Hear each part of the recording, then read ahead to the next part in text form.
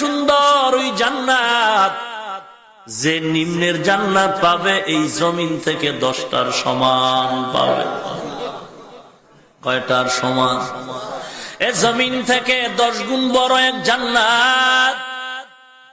এত বড় জান্নাত আমার দরকার নাই, আমারে ছোট একটা রুমের মতো জান্নাত দিলেই হবে রে আল্লাহ।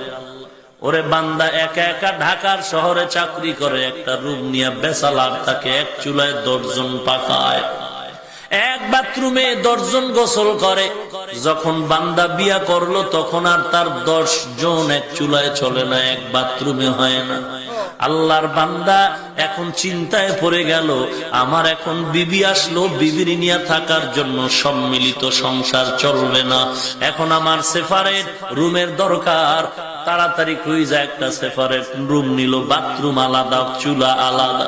কিছুদিন এক রুমে থাকার পর আল্লাহর বান্দার একটা সন্তান আল্লাহ দান করলেন। চিন্তায় পড়ে গেল, এই সন্তান এখন বড় হয়ে গেল, বড় হওয়ার পর একটা রুম হয় না, আমার আর একটা রুমের দরকার। রুম যখন আর একটা কোথায় পাই, এদিক দিয়ে টাকাও কম।